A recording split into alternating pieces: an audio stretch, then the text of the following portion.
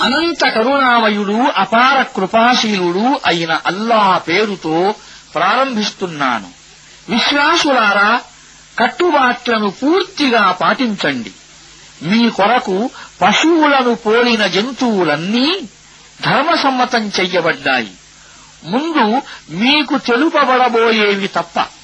కాని ఇహ్రాము స్థితిలో వేటను మీ కొరకు ధర్మసమ్మతం చేసుకోకండి. నిస్సందేహంగా అల్లాహ్ తాను కోరిన ఆజ్ఞను జారీ చేస్తాడు. విశ్వసించిన ప్రజలారా, దైవభక్తి చిహ్నాలను అగౌరవపరచకండి. నిషిద్ధ మాసాలలో ఏ మాసాన్ని ధర్మసమ్మతం చేసుకోకండి.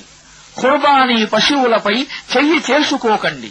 అల్లా మొక్కుబడికి సూచనగా మెడలలో పట్టడలు కలిగి ఉన్న జంతువులను ముట్టుకోకండి. తమ ప్రభువు అనుగ్రహాన్ని, ఆయన సంతోషాన్ని అన్వేషిస్తూ పవిత్ర కావా మందిరం వైపునకు పోయేవారి జోలికి పోకండి. అయితే ఇహ్రాము స్థితి సమాప్తమైన తరువాత మీరు వేటాడవచ్చు. చూడండి, మిమ్మల్ని మస్జిదే హరాంకు పోనీయకుండా ఒక వర్గం వారు నిరోధించారని వారిపై ఆగ్రహించి ఆవేశములో మీరు వారిపై అనుచితమైన దౌర్జన్యానికి పాల్పడకండి. కాని మంచికి, దైవభక్తికి సంబంధించిన పనులలో అందరితోనూ సహకరించండి. పాపకార్యాలలో, అత్యాచారాలలో ఎవరితోనూ సహకరించకండి. అల్లాకు భయపడండి. ఆయన శిక్ష బహు కఠినమైనది. మీకు ఇవి నిషేధించబడినాయి: మృత పశువు, రక్తము, పంది మాంసము, అల్లా పేరుతో కాక మరెవరి పేరుతోనైనా జిభా చెయ్యబడిన పశువు, ఊపిరాడక లేక దెబ్బతిని ఎత్తు ప్రదేశం నుండి పడి లేక దేన్నైనా ఢీకొని లేక అడవి మృగం చీల్చగా మరణించిన జంతువు, సజీవంగా ఉండి మీరు జిభా చేసినది తప్ప, బలిపీఠంపై వధింపబడినది, ఇంకా పాచికల ద్వారా అదృష్టం తెలుసుకోవడం కూడా మీకు నిషేధించబడింది. ఇవన్నీ పాపకృత్యాలు. ఈనాడు అవిశ్వాసులు మీ ధర్మం గురించి పూర్తిగా ఆశలు వదులుకున్నారు. కనుక మీరు వారికి భయపడకండి, నాకు భయపడండి. ఈనాడు నేను మీ ధర్మాన్ని మీ కొరకు పరిపూర్ణం చేశాను. మీపై నా అనుగ్రహాన్ని పూర్తి చేశాను. మీ కొరకు ఇస్లామును మీ ధర్మంగా అంగీకరించాను. కనుక మీకు విధించబడిన హరాము, హలాలు నియమాలను పాటించండి. అయితే ఎవరైనా ఆకలి వల్ల గత్యంతరం లేని పరిస్థితిలో పాపం వైపునకు మొగ్గకుండా వీటిలోని ఏ వస్తువునైనా తిన్నట్లయితే అల్లా క్షమించేవాడు, కరుణించేవాడును. ప్రజలు తమ కొరకు ఏది హలాలు చెయ్యబడింది అని అడుగుతారు. ఇలా బోధించు: పరిశుభ్రమైన వస్తువులన్నీ మీ కొరకు హలాలు చెయ్యబడ్డాయి. మీరు తర్ఫీదు ఇచ్చిన వేట జంతువులు, దేవుడు మీకు ప్రసాదించిన జ్ఞానం ఆధారంగా మీరు వేటాడే తర్ఫీదును ఇచ్చినవి. అవి మీ కొరకు పట్టిన జంతువును కూడా మీరు తినవచ్చు. కాని దానిపై అల్లా పేరును ఉచ్చరించండి. అల్లా శాసనాన్ని ఉల్లంఘించేందుకు భయపడండి. లెక్క తీసుకోవాలంటే అల్లాకు ఎంతోసేపు పట్టదు. ఈనాడు మీ కొరకు పరిశుభ్రమైన వస్తువులన్నీ హలాలు చెయ్యబడ్డాయి. గ్రంథ ప్రజల భోజనం మీకు హలాల్, మీ భోజనం వారికి హలాల్. సుచరితలైన స్త్రీలు కూడా మీకు హలాల్. వారు విశ్వాసుల వర్గానికి చెందినవారైనా సరే, లేక మీకు పూర్వం గ్రంథం పొందిన జాతులకు చెందినవారైనా సరే, కాని మీరు వారి మహరును చెల్లించి వివాహం చేసుకుని వారికి రక్షకులు కావాలి. అంతేగాని వారితో స్వేచ్ఛా కామక్రీడలకు పాల్పడటం గాని లేక దొంగచాటు సంబంధాలను పెంచుకోవడం కాని చెయ్యరాదు. విశ్వాస వైఖరిని అవలంబించటానికి తిరస్కరించేవాడు తన జీవితంలో సాధించినదంతా వ్యర్థమవుతుంది అని తెలుసుకోవాలి. ఇంకా అతడు పరలోకంలో దివాలా తీస్తాడు. విశ్వసించిన ప్రజలారా, మీరు నమాజు కొరకు లేచినప్పుడు మీ ముఖాలను చేతులను మోచేతుల వరకు ప్రక్షాళనం చేసుకోండి. తలపై చేతులతో రాయండి. కాళ్లను చీలమండ వరకు కడుక్కోండి. మీరు అపరిశుద్ధంగా ఉంటే స్నానం చేసి పరిశుద్ధులు అవ్వండి. మీరు గనక అస్వస్థులైతే, లేక ప్రయాణ స్థితిలో ఉంటే, లేక మీలో ఎవరైనా కాలకృత్యాలు తీర్చుకుని వస్తే, లేక మీరు స్త్రీలను ముట్టుకుంటే, అప్పుడు నీరు లభించని పక్షంలో పరిశుభ్రమైన మట్టితో విధిని నిర్వహించండి. దానిపై చేతులతో కొట్టి మీ ముఖాలపై చేతులపై వ్రాయండి. మీకు జీవితాన్ని కష్టతరం చేయటం అల్లా అభిమతం కాదు. కాని ఆయన మిమ్మల్ని పరిశుద్ధం చేయగోరుతున్నాడు. మీపై తన అనుగ్రహాన్ని పూర్తి చేయగోరుతున్నాడు. మీరు కృతజ్ఞులవుతారేమో అని. అల్లా మీకు ప్రసాదించిన వరాన్ని జ్ఞాపకం ఉంచుకోండి. ఆయన మీ నుండి తీసుకున్న దృఢమైన ప్రమాణాన్ని మరువకండి.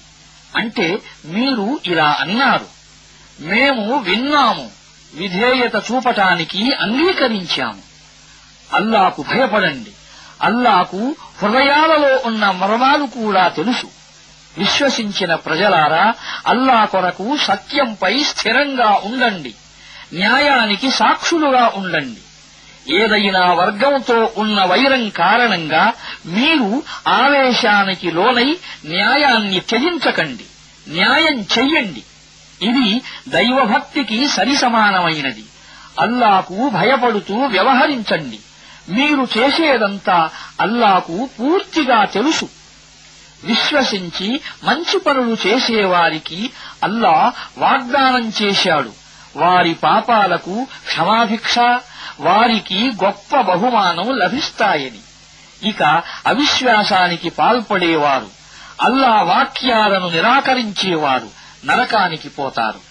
విశ్వసించిన ఓ ప్రజలారా, అల్లా మీకు చేసిన ఆ మహోపకారాన్ని జ్ఞాపకం తెచ్చుకోండి. అప్పుడు ఒక వర్గం వారు మీపై చెయ్యి చేసుకోవాలని సంకల్పించారు. కాని అల్లా వారి చేతులను మీపైకి లేవకుండా ఆపాడు.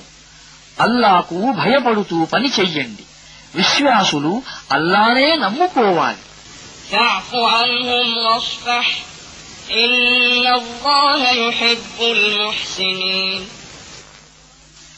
అల్లా ఇశ్రాయీలు సంతతి నుండి దృఢమైన ప్రమాణాన్ని తీసుకున్నాడు. వారిలో 12 మందిని నాయకులుగా నియమించాడు. ఇంకా వారితో ఇలా అన్నాడు: నేను మీతో ఉన్నాను. మీరు గనక నమాజును స్థాపిస్తే, జకాతు ఇస్తే, నా ప్రవక్తలను విశ్వసించి వారికి తోడ్పడితే, అల్లాకు మంచి రుణాన్ని ఇస్తూ ఉంటే నమ్మండి, నేను మీలోని చెడుగులను మీ నుండి తుడిచివేస్తాను. ఇంకా మిమ్మల్ని క్రింద కాలువలు ప్రవహించే ఉద్యానవనాలలోకి ప్రవేశింపజేస్తాను.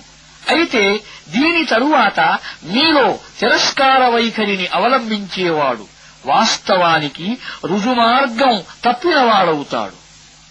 వారు తమ వాగ్దానాన్ని భంగపరచిన కారణంగా మేము వారిని మా కారుణ్యానికి దూరంగా విసిరివేశాము.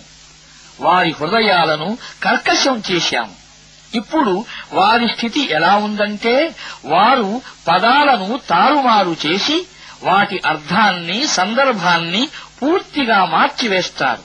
వారికి ఇవ్వబడిన బోధలలో ఎక్కువ భాగాన్ని వారు మరచిపోయారు. అనుదినం వారు చేసే ఏదో ఒక ద్రోహాన్ని గురించి నీకు తెలుస్తూనే ఉంటుంది. వారిలో ఈ లోపం లేకుండా ఉన్నవారు బహు తక్కువ. వారు ఈ స్థితికి దిగజారిపోయినప్పుడు వారు ఏ దుర్మార్గాలు చేసినా అది పూర్తిగా అనుకున్నదే కనుక వారిని క్షమించండి. వారి చేష్టలను ఉపేక్షించండి. ఉదార స్వభావులను అల్లా ప్రేమిస్తాడు. ఇదే విధంగా మేము క్రైస్తవులము అని చెప్పుకున్న వారి నుండి కూడా మేము దృఢమైన ప్రమాణాన్ని తీసుకున్నాము. కాని వారు తమకు బోధించబడిన విషయంలో ఒక పెద్ద భాగాన్ని విస్మరించారు. చివరకు మేము వారి మధ్య పరస్పర విరోధ విద్వేష బీజాలను ప్రళయం వరకు ఉండే విధంగా నాటాము. వారు ప్రపంచంలో ఏమేమి చేస్తూ ఉండేవారో దానిని అల్లాహ్ వారికి చూపే ఒక సమయం అవశ్యం వస్తుంది. గ్రంథ ప్రజలారా, మా ప్రవక్త మీ వద్దకు విచ్చేశాడు. మీరు కప్పిపుచ్చుతూ ఉండిన దైవ గ్రంథంలోని ఎన్నో విషయాలను ఆయన మీ ముందు బహిర్గతం చేస్తున్నాడు. ఇంకా ఎన్నో విషయాలను వదిలివేస్తున్నాడు. మీ వద్దకు అల్లా తరఫు నుండి కాంతి వచ్చేసింది. సత్యం వైపునకు మార్గం చూపే ఒక గ్రంథం కూడా. దాని ద్వారా అల్లాహ్ తన సంతోషం పొందగోరే వారికి శాంతి పథాలను చూపుతాడు. తన ఇచ్ఛానుసారం వారిని చీకట్ల నుండి వెలికి తీసి వెలుగు వైపునకు తీసుకువస్తాడు. ఇంకా వారిని రుజుమార్గం వైపునకు నడుపుతాడు. మరియము కుమారుడైన మసీయే దేవుడు అని అన్నవారు నిశ్చయంగా అవిశ్వాసానికి పాల్పడ్డారు. ప్రవక్త వారితో ఇలా అను: అల్లా గనక మరియము కొడుకైన మసీని, ఆయన తల్లిని, సమస్త భూలోకవాసులను నాశనం చెయ్యగోరితే ఆయన తన ఈ సంకల్పాన్ని విరమించుకునేలా చేసే శక్తి ఎవరికుంది? అల్లాహ్ భూమికి, ఆకాశాలకు, వాటి మధ్య ఉన్న సమస్తానికి ప్రభు. తాను కోరిన దానిని సృష్టిస్తాడు. ఆయన అధికారం ప్రతి వస్తువును లోబరచుకుని ఉంది. యూదులు, క్రైస్తవులు ఇలా అంటారు: మేము అల్లా పుత్రులం, ఆయనకు ప్రీతిపాత్రులం. వారిని ఇలా అడుగు: అయితే ఆయన మీ పాపాలకు మిమ్మల్ని ఎందుకు శిక్షిస్తున్నాడు? వాస్తవానికి మీరు కూడా అల్లా సృష్టించిన ఇతర మానవుల్లాంటి మానవులే.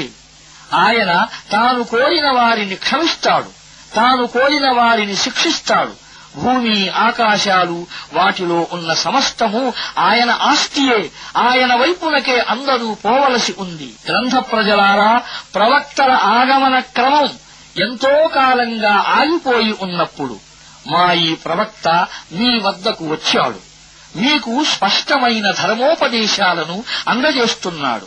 మా వద్దకు శుభవార్త తెలిపేవాడు, హెచ్చరికలు చేసేవాడు ఎవడూ రాలేదు అని మీరు అనగలగకుండా ఉండాలని.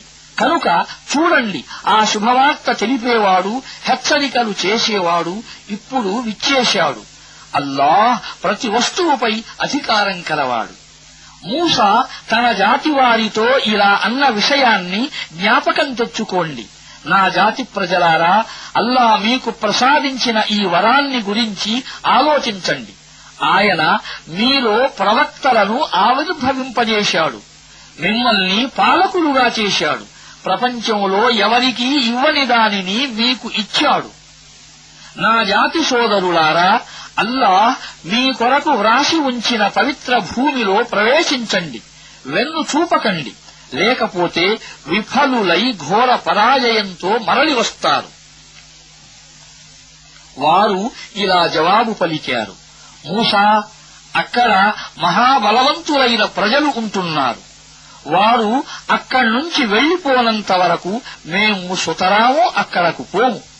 ఒకవేళ వారు వెళ్లిపోతే మేము ప్రవేశించటానికి సిద్ధంగా ఉన్నాము. ఆ భయపడే వారిలో అల్లా అనుగ్రహం పొందిన 2 వ్యక్తులు కూడా ఉన్నారు. వారు ఇలా అన్నారు: ద్వారం గుండా లోపలకు జొరబడి ఆ బలవంతులను ఎదుర్కోండి. ఒకసారి మీరు లోనికి ప్రవేశించారా, మీదే పై చెయ్యి అవుతుంది. మీరు నిజంగానే ముస్లిములైతే అల్లాపై భారం వెయ్యండి. కాని వారు మళ్లీ ఇలా అన్నారు: మూసా, వారు అక్కడ ఉన్నంత వరకు మేము అక్కడకు ఎన్నటికీ పోము. నీవు నీ ప్రభువు ఉభయులు పోయి పోరాడండి, మేము ఇక్కడే కూర్చుని ఉంటాము.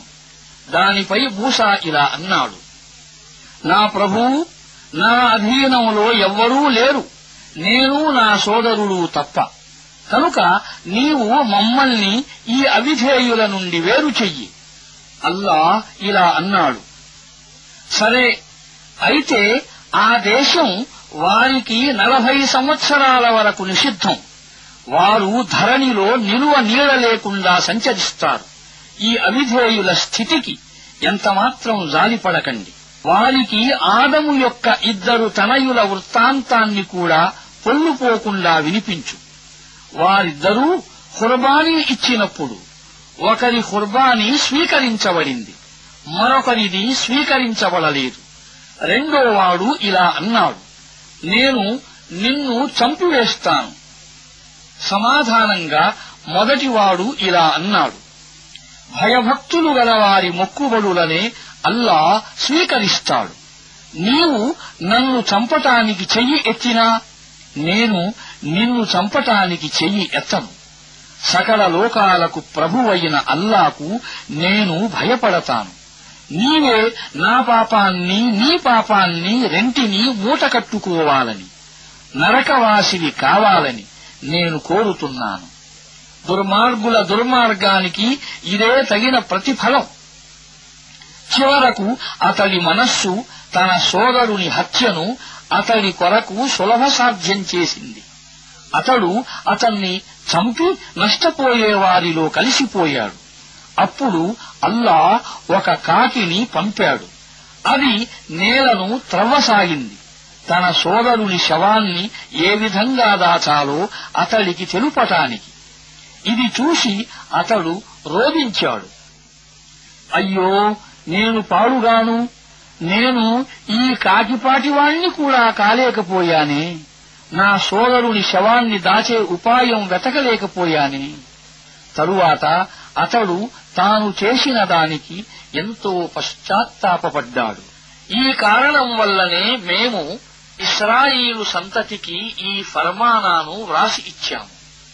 హత్యకు బదులుగా గాని లేదా కల్లోలాన్ని వ్యాపింపజేసినందుకు గాని కాక మరే కారణం వల్లనైనా ఒక మానవుణ్ణి చంపినవాడు సమస్త మానవులను చంపినట్లే. ఒక మానవుడి ప్రాణాన్ని కాపాడినవాడు మొత్తం మానవుల ప్రాణాలను కాపాడినట్లే. కాని వారి పరిస్థితి ఎలా ఉందంటే, మా ప్రవక్తలు ఒకరి తరువాత ఒకరు స్పష్టమైన ఉపదేశాలు తీసుకుని వారి వద్దకు వచ్చినప్పటికీ వారిలోని ఎక్కువ మంది భూమిపై అత్యాచారాలు చేసేవారే. అల్లాతో ఆయన ప్రవక్తతో పోరాడేవారికి, ధరణిలో కల్లోలాన్ని సృష్టిస్తూ తిరిగేవారికి శిక్ష ఏమిటంటే వారిని చంపటం, లేదా శిలువపైకి ఎక్కించటం, లేదా చేతులను కాళ్లను అభిముఖ దిశలలో ఖండించటం, లేదా దేశం నుండి బహిష్కరించటం. ఇవి వారికి ఇహలోకములో జరిగే అగౌరవం, అవమానం. పరలోకములో వారికి అంతకంటే ఘోరమైన శిక్ష ఉంటుంది. మీరు వారిని స్వాధీనపరచుకోక ముందు పశ్చాత్తాపపడే వారికి తప్ప అల్లాహ్ క్షమించేవాడు, కరుణించేవాడు అనే విషయం మీరు తెలుసుకోవాలి. విశ్వాసులారా, అల్లాకు భయపడండి. ఆయన సాన్నిధ్యానికి చేరే మార్గాన్ని అన్వేషించండి. ఆయన మార్గంలో నిరంతర కృషి చెయ్యండి. బహుశా మీకు సాఫల్య భాగ్యం లభించవచ్చు. స్పష్టంగా తెలుసుకోండి, తిరస్కార వైఖరిని అవలంబించిన వారి అధీనంలో సమస్త భూసంపద, ఇంకా అంతే సంపద దానితో పాటు ఉండి వారు గనక ప్రళయ దిన శిక్ష నుండి తప్పించుకోవటానికి ఆ మొత్తం సంపదను విమోచన ధనంగా ఇవ్వగోరినా అది స్వీకరించబడదు. వారికి వ్యధాభరితమైన శిక్ష పడి తీరుతుంది. నరకాగ్ని నుండి వారు బయటకు పారిపోవాలని కోరుకుంటారు, కాని బయటికి రాలేదు. వారికి సదా ఉండే శిక్ష విధించబడుతుంది. దొంగ స్త్రీ అయినా పురుషుడైనా ఉభయుల చేతులు నరకండి. ఇది వారి సంపాదనకు ప్రతిఫలం. అల్లా తరఫు నుండి గుణపాఠం నేర్పే శిక్ష. అల్లాహ్ సర్వశక్తిమంతుడు, అత్యంత వివేక సంపన్నుడు. దుర్మార్గం చేసిన తరువాత పశ్చాత్తాపపడి తనను తాను సంస్కరించుకునేవాడి వైపునకు అల్లాహ్ కారుణ్య వీక్షణం మరలుతుంది. అల్లాహ్ ఎక్కువ క్షమించేవాడు కరుణించేవాడును. అల్లాహ్ భూమ్యాకాశాల సామ్రాజ్యానికి ప్రభువనే విషయం నీకు తెలియదా? ఆయన తాను కోరిన వారిని శిక్షిస్తాడు, తాను కోరిన వారిని క్షమిస్తాడు. ఆయన సర్వాధికారాలు కలవాడు. ప్రవక్త, అవిశ్వాస మార్గంలో పరుగులు తీసే ప్రజలను చూచి నీవు దుఃఖపడకు. వారు మేము విశ్వసించాము అని తమ నోటితో పలికే వారిలోని వారు కావచ్చు, కాని వారి హృదయాలు మాత్రం విశ్వసించలేదు, లేదా వారు యూదులలోని వారైనా కావచ్చు. వారి పరిస్థితి ఎలా ఉందంటే, వారు అబద్ధాలను కుతూహలంతో చెవి యొగ్గి వింటారు. ఇంకా నీ వద్దకు ఎన్నడూ రాని ఇతర ప్రజల కొరకు గూఢచారులుగా వ్యవహరిస్తారు. అల్లా గ్రంథంలోని పదాల సందర్భం నిర్ణయమై ఉన్నప్పటికీ వాటి అసలు అర్థాన్ని తారుమారు చేస్తారు. ప్రజలతో ఇలా అంటారు: మీకు ఈ విధమైన ఆజ్ఞ ఇస్తే స్వీకరించండి, లేకపోతే స్వీకరించకండి. అల్లాయే పరీక్షకు గురి చెయ్యాలని నిశ్చయించిన వారిని అల్లా పట్టు నుండి తప్పించటానికి నీవు ఏమీ చెయ్యలేవు. ఎవరి హృదయాలను అల్లా పరిశుద్ధపరచదలుచుకోలేదో వారు వీరే. వీరు ఇహలోకములో పరాభవానికి, పరలోకములో కఠిన శిక్షకు గురి అవుతారు. వీరు అబద్ధం వినేవారు, నిషిద్ధమైన సొమ్ము తినేవారు. కనుక ఒకవేళ నీ వద్దకు తమ వ్యాజ్యములను తీసుకుని వస్తే నీకు ఇష్టమైతే వారి మధ్య తీర్పు చెప్పే అధికారం నీకు ఇవ్వబడుతోంది, లేదా తిరస్కరించు. నీవు తిరస్కరిస్తే వారు నీకు ఏమాత్రం హాని కలిగించలేరు. నీవు గనక తీర్పు చెబితే ఖచ్చితంగా న్యాయంగా చెప్పు. అల్లాహ్ న్యాయం చేసేవారిని ప్రేమిస్తాడు.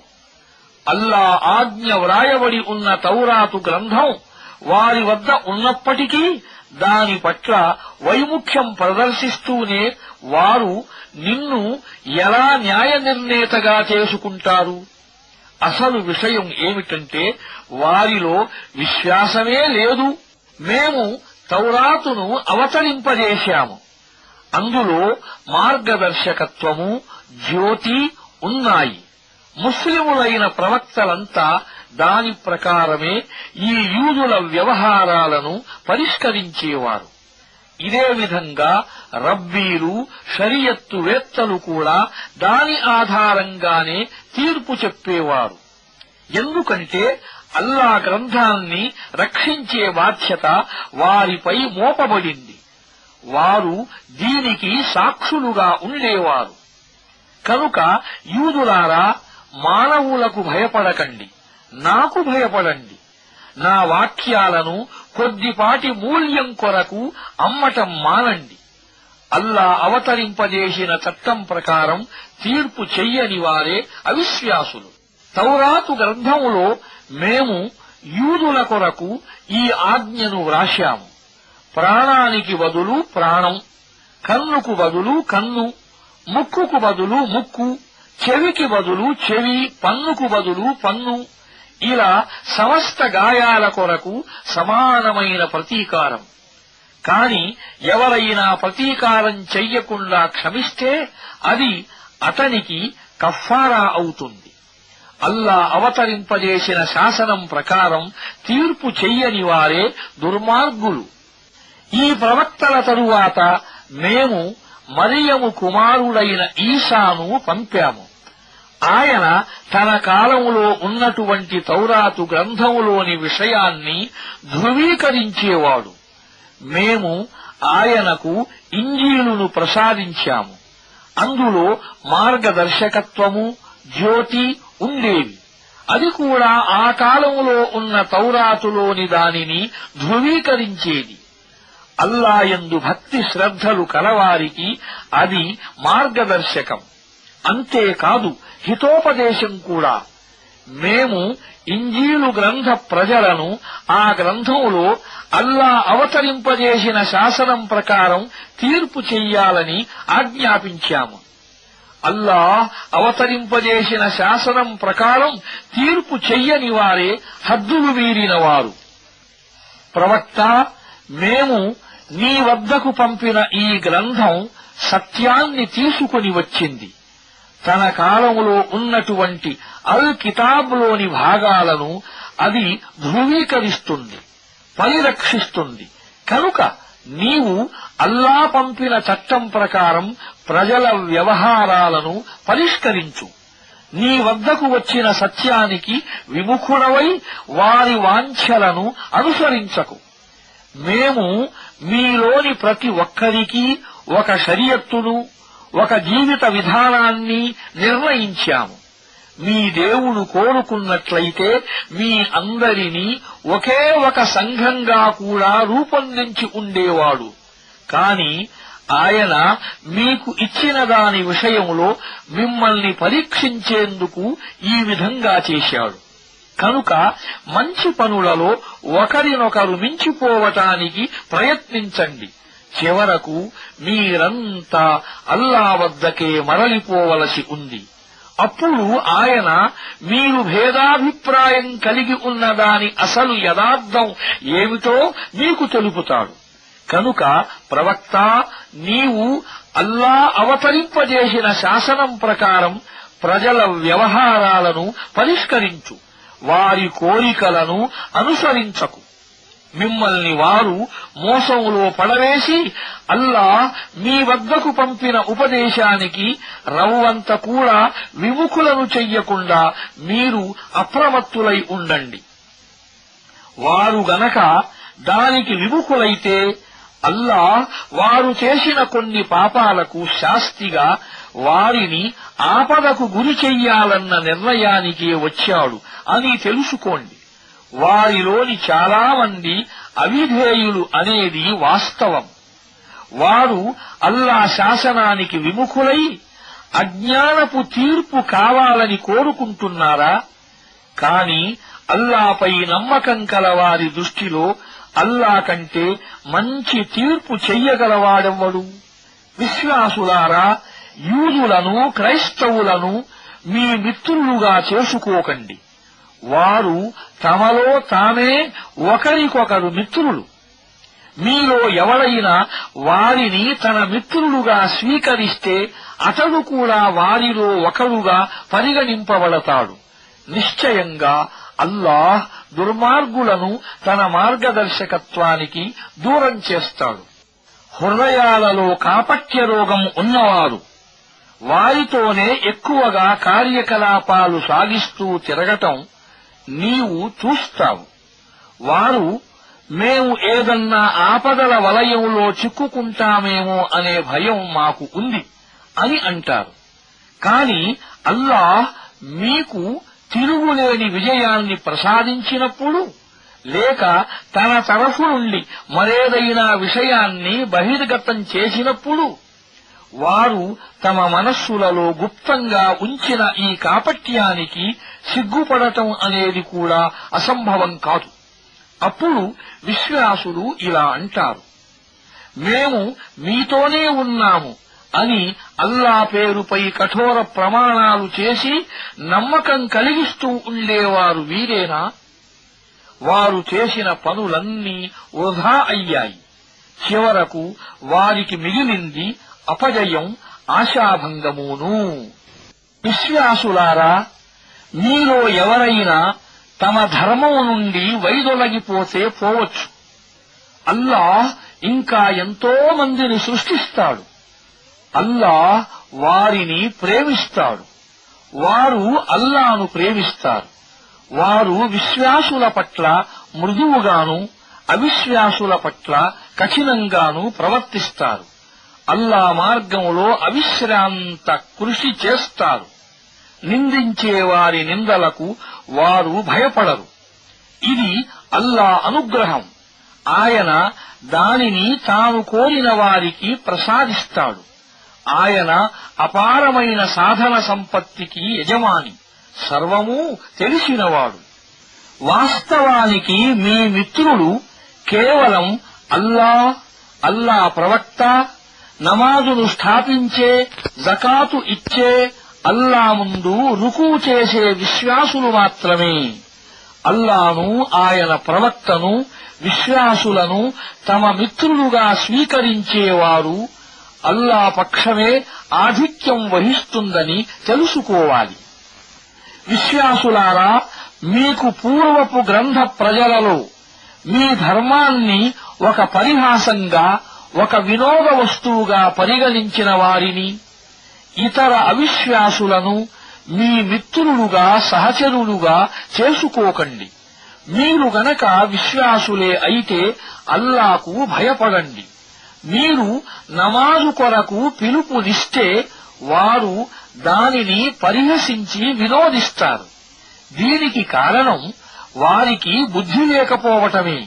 వారితో ఇలా అను: గ్రంథ ప్రజలారా, మీరు మాపై కినుక వహించటానికి కారణం మేము అల్లాను, మా వైపునకు అవతరించిన, మాకు పూర్వం కూడా అవతరించిన ధర్మోపదేశాన్ని విశ్వసించామనే విషయము, ఇంకా మీలో చాలామంది అవిధేయులైన వారు ఉన్నారనే విషయము తప్ప మరొకటే ఉంది.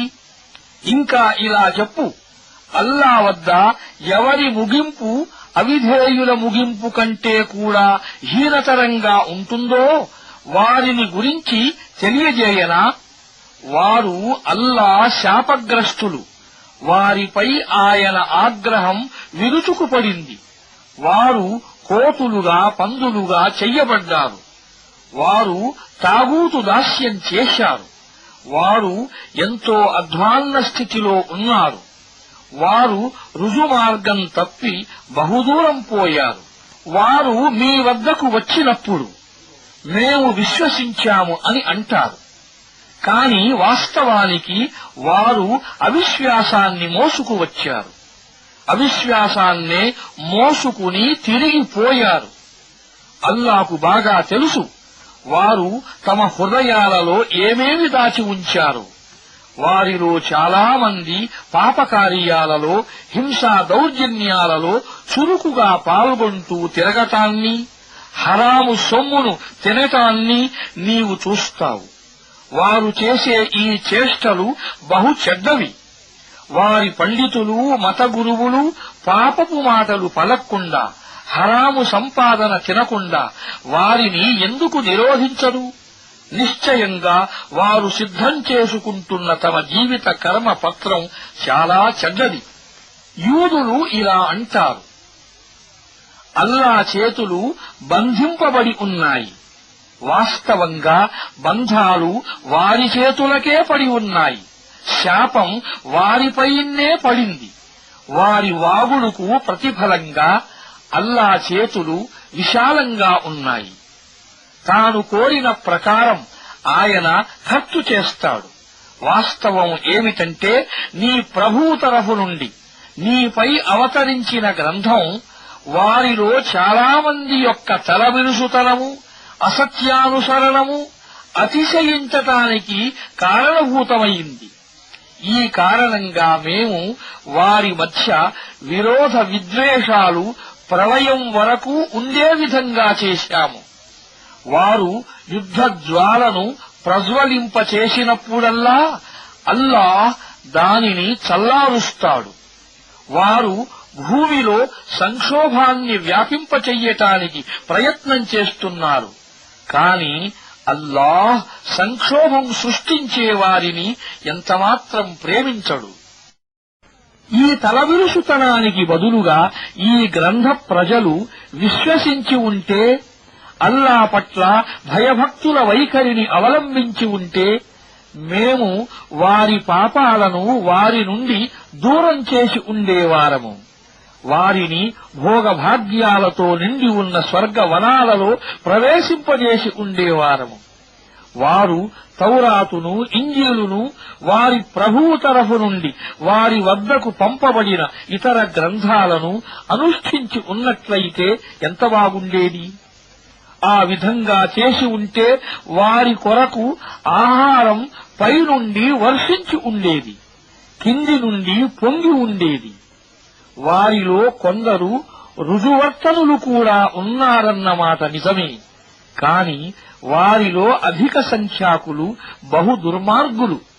ప్రవక్త, నీ ప్రభువు తరఫు నుండి నీపై అవతరించిన దానిని ప్రజలకు అందజెయ్యి. ఒకవేళ నీవు ఆ విధంగా చెయ్యకపోతే ఆయన ప్రవక్తగా నీవు నీ ధర్మాన్ని నిర్వహించనట్లే. ప్రజల బారి నుండి అల్లాహ్ నిన్ను రక్షిస్తాడు. ఆయన నీకు ప్రతికూలంగా అవిశ్వాసులకు విజయం పొందే మార్గాన్ని ఎన్నటికీ చూపడు అని నమ్ము. స్పష్టంగా ఇలా చెప్పు, గ్రంథ ప్రజలారా, మీరు తౌరాతును, ఇంజీలును మీ ప్రభువు తరఫు నుండి మీ వైపునకు అవతరింపచెయ్యబడిన ఇతర గ్రంథాలను ప్రతిష్ఠించనంత వరకు అసలు మీరు ఏ పునాదిపైనా లేనట్లే. నీపై అవతరింపజెయ్యబడిన ఈ ఫర్మానా వారిలోని అధికుల తలవిరుసుతనాన్ని, తిరస్కార భావాన్ని తప్పకుండా మరింత అతిశయింపజేస్తుంది. కాని తిరస్కరించే వారి స్థితికి నీవు విచారపడవద్దు. ఇక్కడ ప్రత్యేకమైన హక్కు ఏ ఒక్కరికీ లేదు. ముస్లిములైనా, యూదులైనా, సాబీయులైనా, క్రైస్తవులైనా ఎవరైనా సరే వారు గనక అల్లాను, చివరి రోజును విశ్వసించి మంచి పనులు చేస్తే నిస్సందేహంగా వారికి భయం కాని, శోకం కాని కలిగే ఆస్కారం లేదు. మేము ఇశ్రాయేలు సంతానం నుండి గట్టి ప్రమాణాన్ని తీసుకున్నాము. వారి వద్దకు ఎంతో మంది ప్రవక్తలను పంపాము.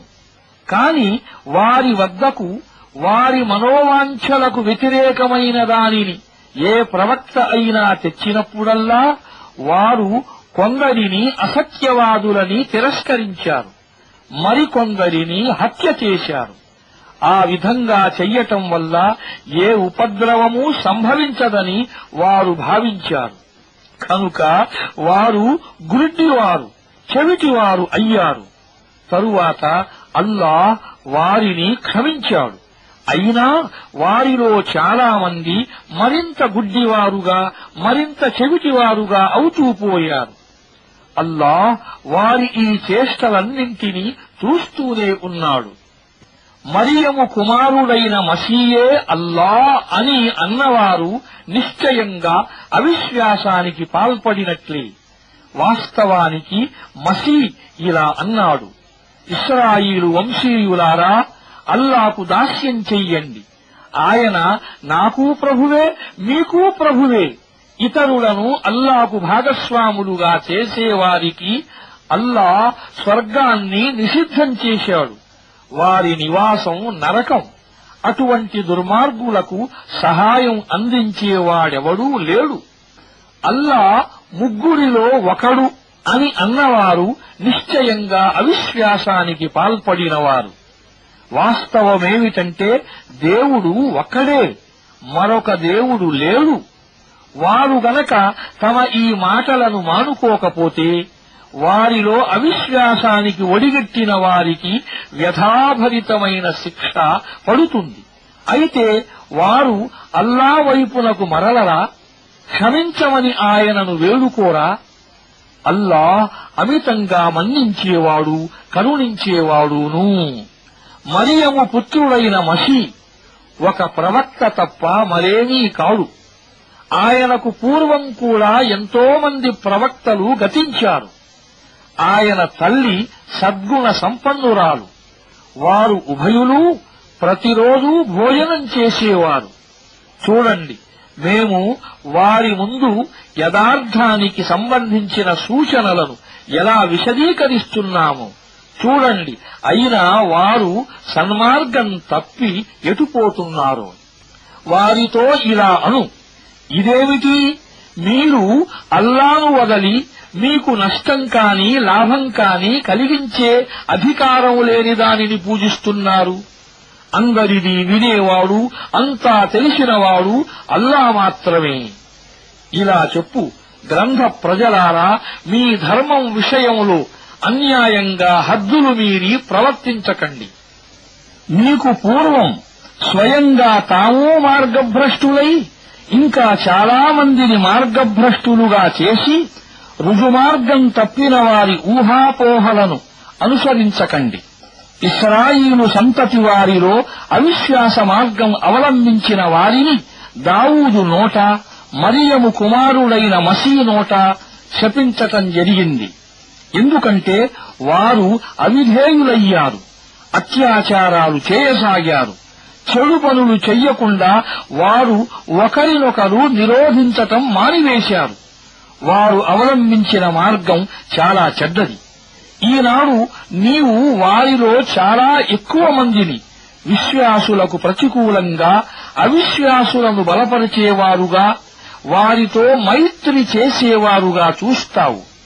నిశ్చయంగా వారి మనస్సులు వారి కొరకు తయారు చేసి పెట్టిన ముగింపు బహు చెడ్డది. ఈ కారణంగా అల్లాహ్ వారిపై ఆగ్రహోదగ్రుడయ్యాడు. వారు శాశ్వత శిక్షకు గురి అవుతారు.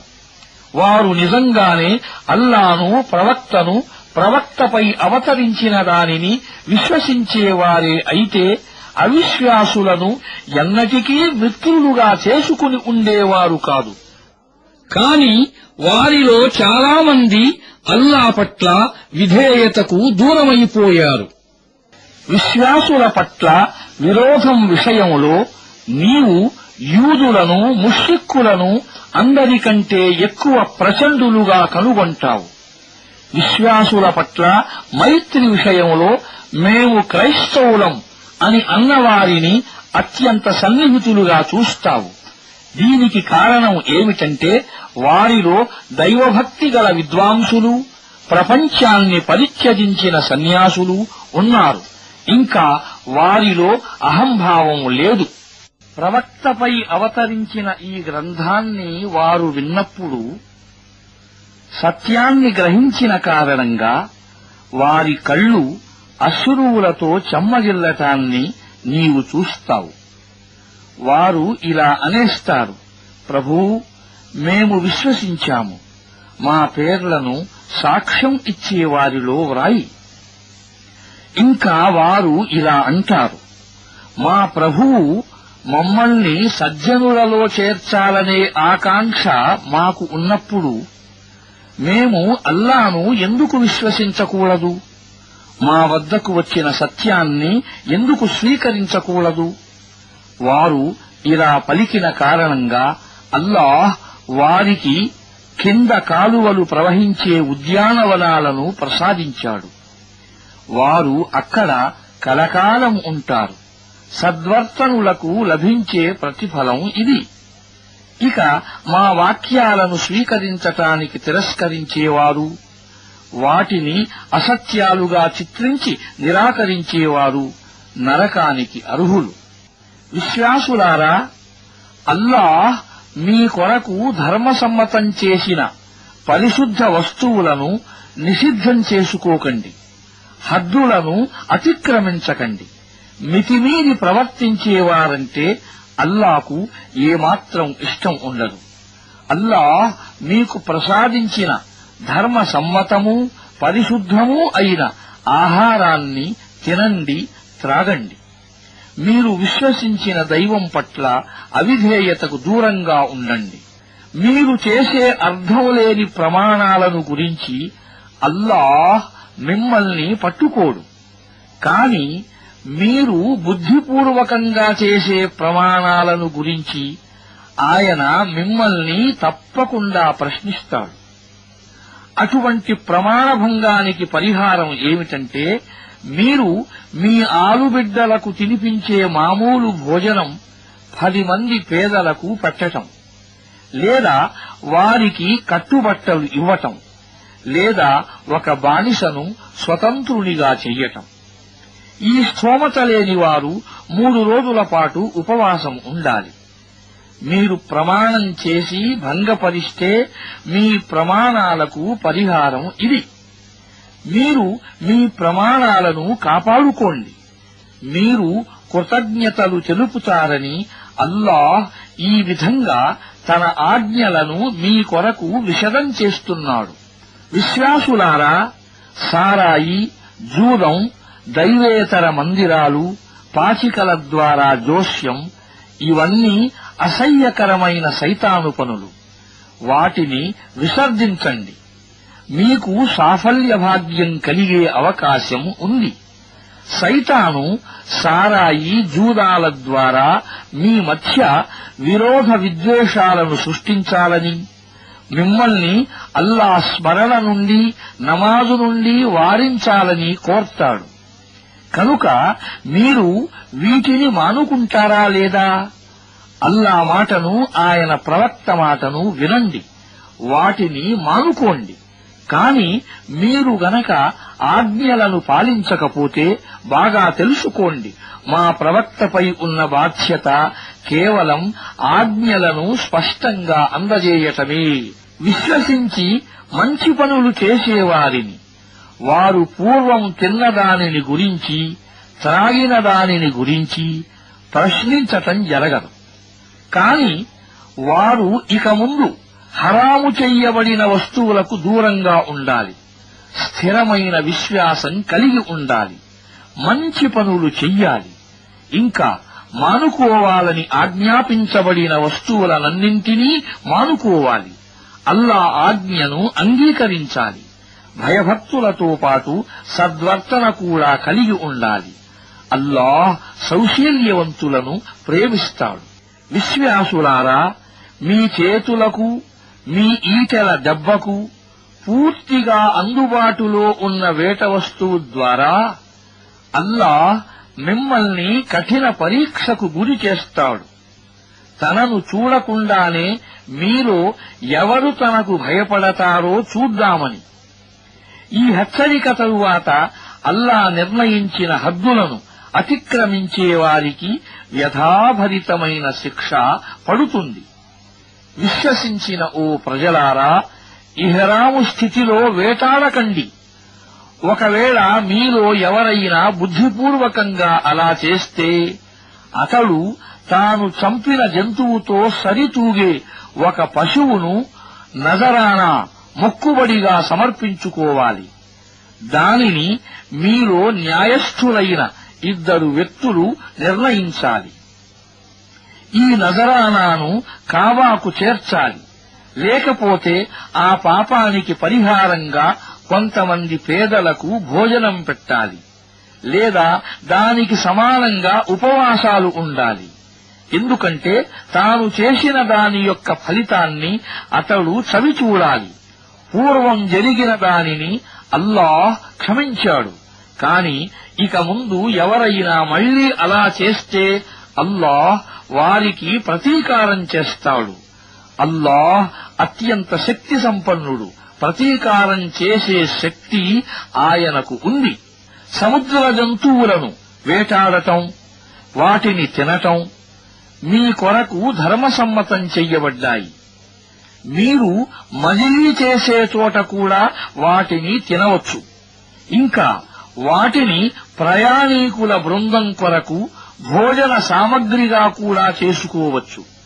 అయితే మీరు ఇహ్రాము స్థితిలో ఉన్నంత వరకు నేలపై వేటాడటం మీకు నిషిద్ధం చెయ్యబడింది. కనుక అల్లా అవిధేయతకు దూరంగా ఉండండి. ఆయన సమక్షంలో మీరంతా పోగు చెయ్యబడి హాజరుపరచబడతారు. పవిత్ర గృహమైన కాబాను అల్లాహ్ మానవజాతి సమైక్య జీవన సంస్థాపనకు సాధనంగా చేశాడు. ఇంకా పవిత్ర మాసాన్ని, ఖుర్బానీ పశువులను, వాటి కంఠ పట్టికలను కూడా ఈ కార్య సాధనలో సహాయపడేవిగా చేశాడు. ఆకాశాలలో, భూమిలో ఉన్న పరిస్థితులన్నీ అల్లాకు తెలుసని, ఆయన సర్వజ్ఞాని అని మీకు తెలియటానికి. తెలుసుకోండి, అల్లాహ్ శిక్షించటంలో కూడా కఠినుడు. దానితో పాటు ఆయన అధికంగా మన్నించేవాడు, కరుణించేవాడును. ప్రవక్తపై కేవలం సందేశాన్ని అందజేసే బాధ్యత మాత్రమే ఉంది. ఆ తరువాత మీ బాహ్యాంతర పరిస్థితులనన్నింటినీ తెలుసుకునేవాడు అల్లాయే. ప్రవక్త వారితో ఇలా అను: పరిశుద్ధము అపరిశుద్ధము ఎట్టి పరిస్థితులలోనూ సమానం కావు. అపరిశుద్ధం యొక్క పుష్కలత నిన్ను ఎంతగా మరులుగొలిపినప్పటికీ. వివేకం గల ప్రజలారా, అల్లా పట్ల అవిధేయతకు దూరంగా ఉండండి. మీకు సాఫల్య భాగ్యం కలిగే ఆశ ఉంది. విశ్వాసులారా, మీకు గనక వివరిస్తే మీకే బాధ కలిగించే విషయాలను గురించి ప్రశ్నించకండి. కాని మీరు వాటిని ఖురాను అవతరించే సమయంలో అడిగితే అవి మీకు విషదం చెయ్యబడతాయి. ఇంతవరకు మీరు చేసిన దానిని అల్లాహ్ క్షమించాడు. అల్లాహ్ క్షమించేవాడు, సహించేవాడును. మీకు పూర్వం ఒక వర్గం వారు ఇటువంటి ప్రశ్నలనే అడిగారు. వారు ఆ ప్రశ్నల కారణంగానే అవిశ్వాసానికి గురి అయ్యారు. అల్లాహ్ బహీరానుగాని, సాయివానుగాని, వసీలానుగాని, హామ్నుగాని ఎంతమాత్రమూ నిర్ణయించలేదు. అయినా ఈ అవిశ్వాసులు అల్లాపై అపనిందను మోపుతున్నారు. వారిలో చాలా మంది బుద్ధి లేని వాళ్ళు. వారు ఇటువంటి భ్రమలను నమ్ముతున్నారు. అల్లా అవతరింపజేసిన శాసనం వైపునకు రండి, ప్రవక్త వైపునకు రండి అని వారితో చెప్పినప్పుడు వారు మా కొరకు మా తాత ముత్తాతలు అవలంబిస్తూ ఉండగా మేము చూసిన విధానమే చాలు అని జవాబు చెబుతారు. ఏమిటి? వారు తమ తాత ముత్తాతలనే అనుసరిస్తూ పోతారా? వారికి ఏమీ తెలియనప్పటికీ, రుజుమార్గ జ్ఞానమే వారికి లేకపోయినప్పటికీ? విశ్వాసులారా, మిమ్మల్ని గురించి మీరు ఆలోచించుకోండి. మీరు గనక స్వయంగా సన్మార్గంలో ఉంటే ఇతరులు మార్గభ్రష్టులైనప్పటికీ మీకు ఎంతమాత్రం హాని కలగదు. మీరందరూ అల్లా వైపునకే మరలిపోవలసి ఉంది. అప్పుడు ఆయన మీరు ఏమేమి చేస్తూ ఉండేవారో మీకు తెలుపుతాడు.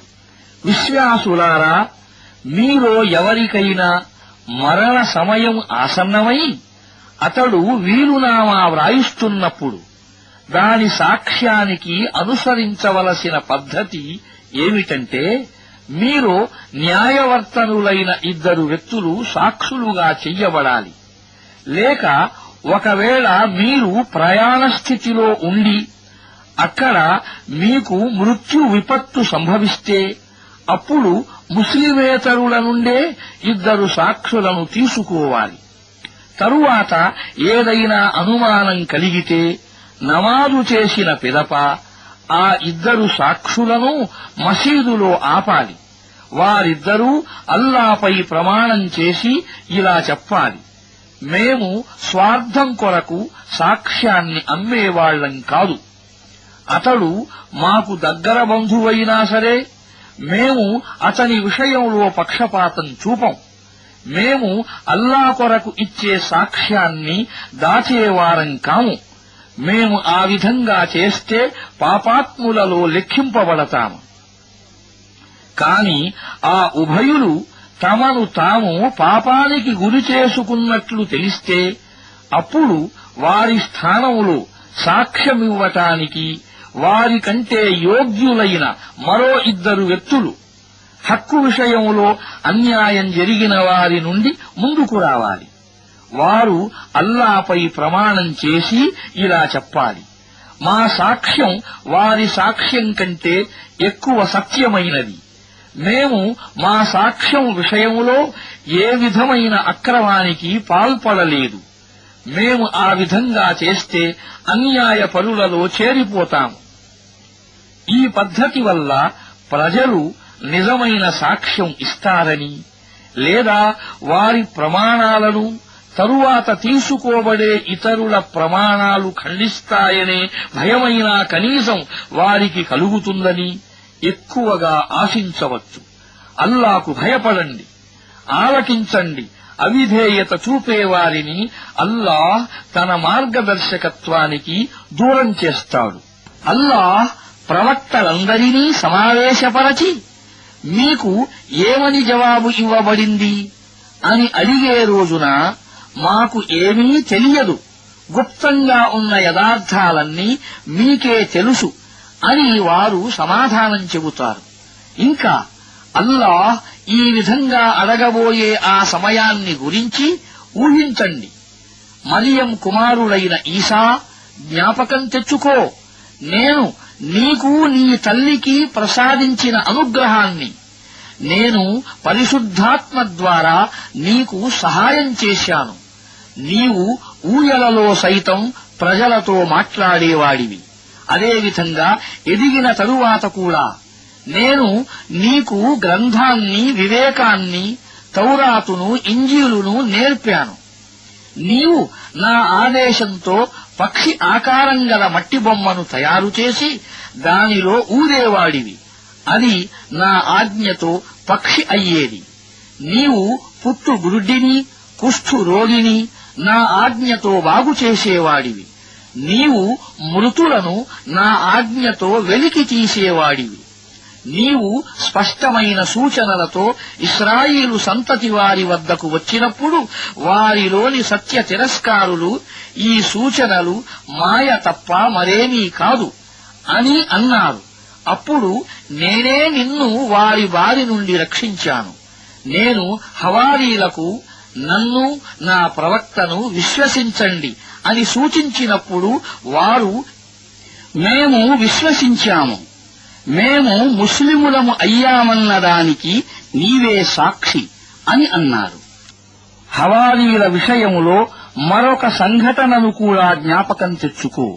వారు మరియము కుమారుడైన ఈసా, నీ ప్రభువు మా కొరకు ఆహార పదార్థాలతో నిండిన ఒక పళ్ళ్యాన్ని ఆకాశము నుండి దింపగలడా అని అడిగినప్పుడు ఈసా, మీరు విశ్వాసులే అయితే అల్లాకు భయపడండి అని అన్నాడు.